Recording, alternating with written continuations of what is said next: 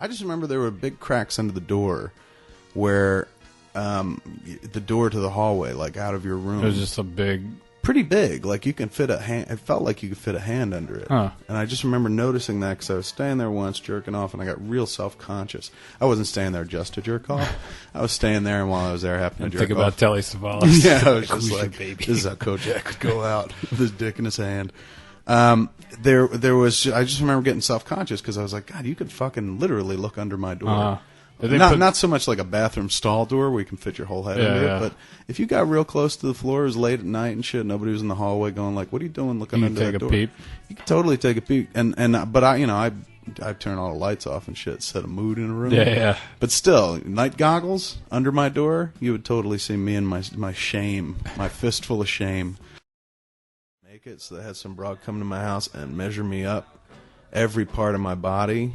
Because these things are supposed to cling, form fitting, and I think I might almost put the neoprene business out of business because there ain't a lot of neoprene out there for a guy like me. They had to fucking bring neoprene in from other places, other countries, to put together my fucking fat suit. And I put it on, and I look like Danny DeVito in Batman Returns. I look like the Penguin. Like, I literally look like a human, a black egg with arms and a fucking head.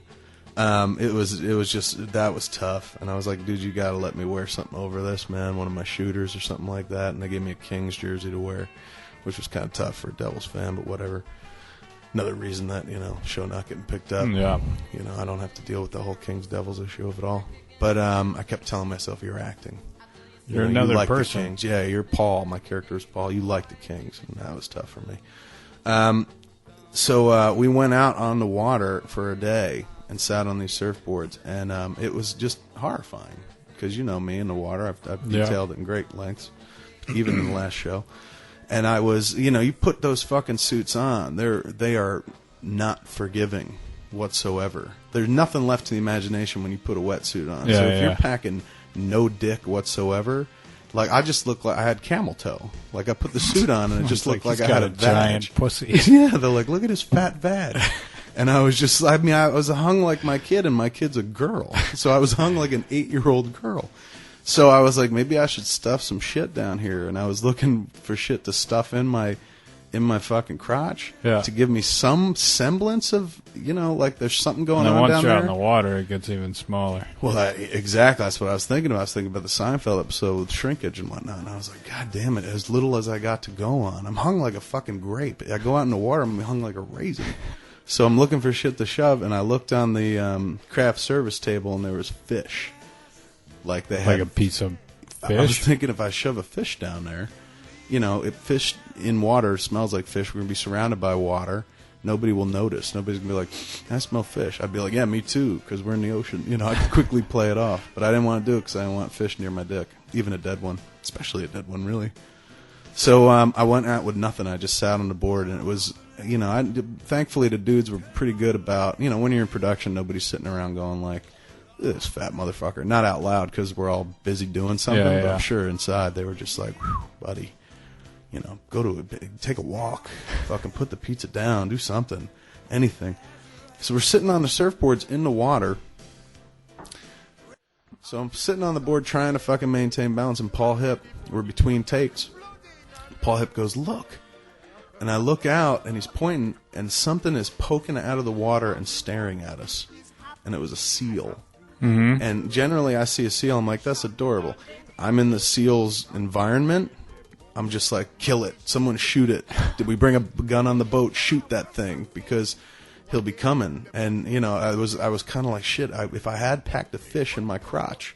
The seal would have attacked it. No, I could have. All right, now you're glass half empty. I was thinking half full where I'm like, I could throw it. And then the seal would go in another direction. That would give me enough time to get to the boat, get it to safety on the boat. It was hellish, dude. Well, I would argue that if you threw the fish at it, would think you had more. That's fine, but by the time he gets that fish and goes looking for fish, you know how fast the fucking seal swims? Well, I got a pretty good arm. I could have thrown the fish pretty far. He probably would have caught it in the air and fucking came after you.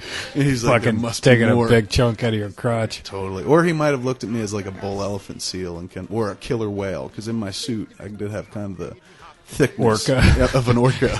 And he might have been like, I've seen the Discovery Channel specials. Or he might have just avoided you altogether. That's what he eventually did. He just looked at us for a while and then fucked off. He was curious.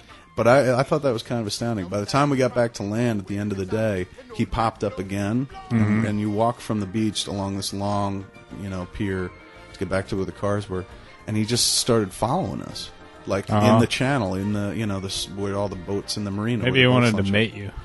It could have been possible, man, and even that's terrifying. That would have been bragging, right? Totally. I'm like, you ever get fucked by a seal? Well, I did. Come on. And I remember, like, we were just bored and searching for shit to do, and Mosier hooked up with the Jungfrau. What was the chick's name? You don't even remember. That's sad. I remember the name of every person I ever looked at me naked, and you're just like, nah. I mean, I'm not indifferent about it. I'm trying to remember. We called her Jungfrau, which meant... Yeah. Well, you know what? Like, for years, you guys always call her Jungfrau. So when I think of her, I just think of Jungfrau. It didn't mean virgin. It meant young lady or something like that. But she taught us a little German up close. It was homeless. Homeless people. But she took a real shine to fucking Moj. And so Moj was hanging out with her a lot, getting fucking busy with this Kraut broad. This Fraulein. And so I wrote about it in my diary. Yeah, like your diary. Plunged into the Kraut broad. It was awesome. With my brat. Me and Johnson left to our own devices. Like, Johnson, of course, wanted to go to a death camp. Yeah, Dachau. Because I was literally, the room was so small, and it was literally at that point where I was just like, hey, you guys want to not be in the room? Totally. And we were like, yeah, I guess we want to go to a death camp. And this wasn't even I mean, they were all death camps, but this is a more work camp. Dachau was more prison camp, work camp. But, there were ovens and shit.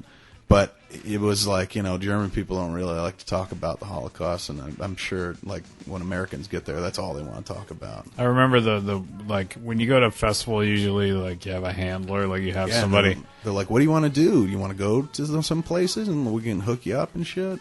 And we were like, yeah, we want to go to the Dachau, and they're like, no, you don't. You really don't. But I remember her specifically going, like, you don't want to go there right before a Q&A. She's like, you'll be all depressed. We had to come back and intro the film and do a Q&A and whatnot, and she was just like, it's when you come back from there, you're not going to feel very funny, and it'd probably be best to go another day. And I was like, well, this is the only day we can go, really, which was kind of not true. But we really wanted to go, and so they wouldn't hook us up with a ride, so we took a cab out there. Yeah. The other thing we did while we were there was Johnson had a camera, and apparently in Europe people just like to lay out naked. Like, yeah, it was like a river that went through Munich, and so it was hot and it was summer, so there was like lots of.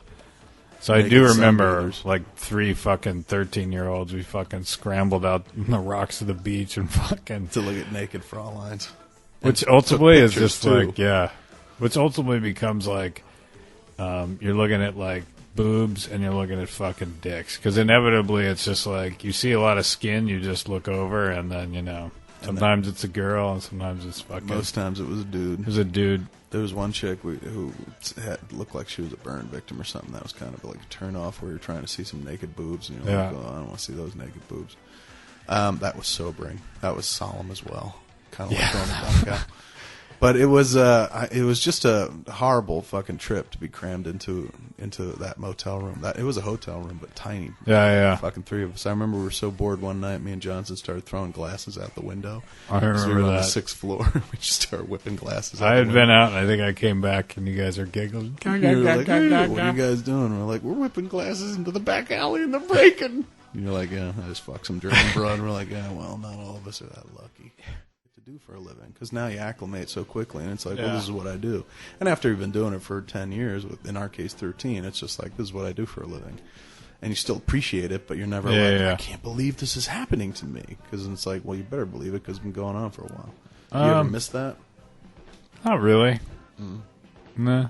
I mean, like, I'm like the bridge between like being that way and then like sort of where I feel like I've arrived at now, which is more like, not that it's not exciting, but like, I like feeling acclimated to it. I like feeling like this is what I do, and like, I feel more comfortable with what I do and more confident with what I do. So I don't know. You don't live in the past.